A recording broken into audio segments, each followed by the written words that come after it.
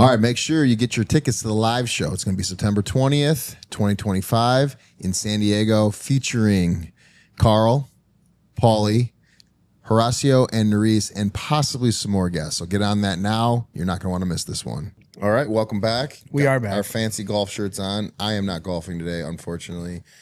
I'm going to be irresponsible and play some golf. I have to take Anthony to sports. My boy's a hooper. Today he was at soccer and they were doing races, and none of the kids could tag him or whatever. And He's got wheels? for like I don't know yet. I mean, he's just bigger than all the kids, and I think it's girls too. Not that girls aren't, but he's faster than the girls in his class. Yeah. And, I mean, technically they go through puberty faster, so it's pretty even right now. And so essentially he was beating them in all these races and playing tag, and he was like, "You guys, you buttholes can't catch me." Is that's the phrase? You buttholes. Yeah. I'm sure the coach was very enthused to hear that. I just hope no one understood him. Oh, the kid? Oh, no, the kids don't know. Bro, I took him for an hour and a half bike ride the other day. Not tired? Not only did he he talked the entire bike ride, and he doesn't just talk. He checks in with you, right, Dad? Right, Dad? You good? So you gotta pay attention. But I'm like, he has been talking the entire bike ride. I was walking and pushing a stroller, and then he wanted to control the speed, so he kept going real fast and then stopping. So it was great for him, but it was you had multiple. Okay, so it wasn't just you and him. You had the girls with you. I had the double stroller. Oh man, you were balling. Yeah. He was riding the bike, and then you had the two girls. Mm-hmm. Daddy of the year. Yeah. And it's funny because sometimes he can't, if we're going from the road to sidewalk back, there's inclines or a space, and so his training wheel will get stuck on there. So I'll give the stroller a push him and grab it. So at one point the girls are just rolling down the hill. They're just ghost riding down the hill, and I'm helping Anthony, and then I caught up to it. Oh man. Someone probably called Child Protective Services, but I don't care. Listen, when you got the 3-on-1 going on, you're gonna make it happen. I only have two hands. Yeah, exactly. I had three kids, two hands. Yeah, bro, it's crazy. Sometimes you got to ghost ride the whip. I ghost ride the whip. In my head, I'm like, I hope no one's watching this. No, they're strollers literally rolling freestyle down a hill. Girls are just and I'm pushing Anthony in between. Dude, it is, listen, crazy. That's the beautiful best time of your life right now. You got the kids going. They're growing up right before your eyes. Are you you're savoring it, aren't you? Because Anthony's about to be 4. Yeah, no, it's great. And I'm people are always oh, the amount of time that you're their hero is such a fraction. And then obviously that comes back around. But there's still a part of me that's kind of wish you guys could entertain yourselves a little bit better. This is getting a little ridiculous. Anthony's getting there though, right? He's got friends. He's hooping. He's playing sports, soccer. Oh, yeah, no, I'm just looking more so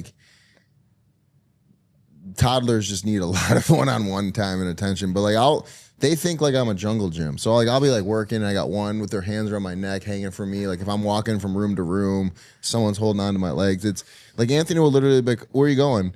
I'm just to go to the kitchen real quick. And he'll be like, "Can I ride your back?" And I'm like, "No, you can't. I'll be right back." He's like, "Oh, I want to sit on your shoulders." I'm like, "No. We're not in a pool, Anthony. Dude. You got to get, listen, they're still kids and they're having a great time, but we got one more to add to the mix. So it's not going to get easier, but it's I've been in shock for 3 years straight. I don't even know what's really even going on anymore. I made mac and cheese and pizza at the same time today, and I was like, the hell is this, a cruise ship? Yeah, 100%. I mean, when you go from playing 2v2 to now you have a starting 5 and a bench player, it's a big squad right now. Yeah. It's a big squad right now. It's a blessing, though. So anyways, we just wrapped up Rivals 1. One thing I will say is Wes has some loyal fans in our Patreon. They don't like my criticism of him. I know for you, you don't really believe it either, but they really don't like it.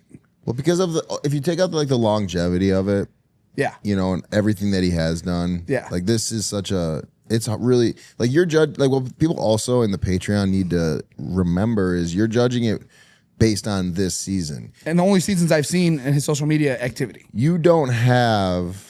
And a little bit of one-on-one. There's some personal. Yeah, some personal. If I'm honest with myself, there is some personal things where I heard him talk in a way that I didn't think was accurate, but that's true. So here's one of your flaws.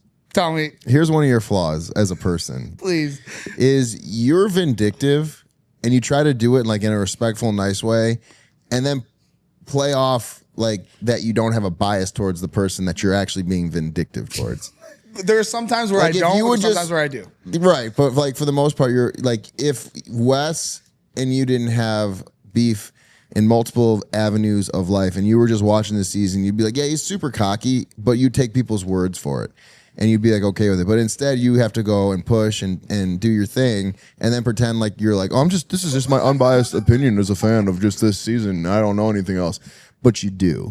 Okay. That's a flaw. So, well, like 50, if you were just like I'm being a vindictive bitch right now, I'd be like, get it out. But like I gotta sit here and have this argument with you, knowing that you're not going to agree with me because you have a personal bias. Just like, and a lot of people do that, but just own it. Just be like, yeah, can't fucking stand the guy, and this is for him, there's 50-50. But the other times, like there's people that I actually think that are really cool in real life that I'm not crazy about on the show. Like I don't have anything for Rachel. I actually love Rachel. I think she's really nice. She was really nice to me when I saw her in Florida. Like I got nothing but love for her. There's a little bit of that with Wes, and I think a lot of it is, and from some of our mutual friends, a lot of them said like you just haven't talked to him, and then when you do, things will change. And here's why you're a hypocrite, because you're very loyal to a certain basketball player that I can't stand, LeBron James. I mean, I think he's a good basketball player. You're very loyal to him, and you'll even make like even those clips I sent of him golfing. You're like, well, you can relate to being an athlete and switching sport. Blah blah blah. Fuck that. Here's the thing. What you're getting is like, so for me, let's just say I just became a fan of the NBA, and I'm like, yeah, like LeBron's like a top 30 guy in the league, but he's not making it far in the playoffs. This and that. But what you know is 10 years, 10 trips to the finals. You know. How many wins do you have? 4? 4 wins. 4 wins. So you remember all that, and you give him a lot of grace, and you give him a lot of like, it's LeBron. That's what the challenge fans are doing to someone like Rachel, who they watched when she was 18 years old and was like a gnarly ass athlete. And they're seeing her now maybe compete in the top echelon, but she's not up there with a Tori right now, obviously, because Tori's in her prime. All these fans are giving her that same energy that you will give a LeBron James, but you just can't seem to wrap your mind around that and see both sides. That's my opinion. I think that is so the same grace you'll give to a LeBron James, you're not giving to like a Rachel or a Wes or someone who's a legend in this sport.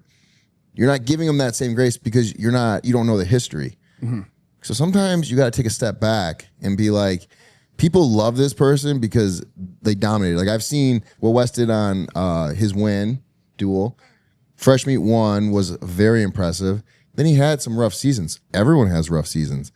But now he's coming back, and then he ran what I would consider almost flawless final in All-Stars. All-Stars, yes. That was a flawless final where he beat Brad, he beat Mark. Like, granted, those guys, Wes is kind of more fresh into the flagship than they are. And he's also like one tiny age group younger, but same thing. For sure. But I think in that final, I truly think Wes would have beaten almost everyone because there was never an individual running or endurance portion. You were always teamed with a female, and it was done in stages. Not saying that slows them down, but that, like, for example, if it was like straight who can run the fastest, like Kayla might beat John A in that final, but because she had to run with Mark and she had to run with Brad, and it depended on what you did, and then there was puzzles and equalizers, Wes dominated every puzzle.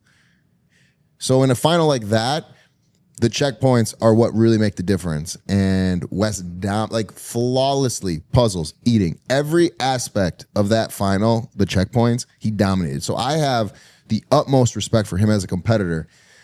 And that concludes the free preview of the Zach Nichols podcast. So go to Patreon and subscribe to see the rest of the shit that we talk. Go do it now.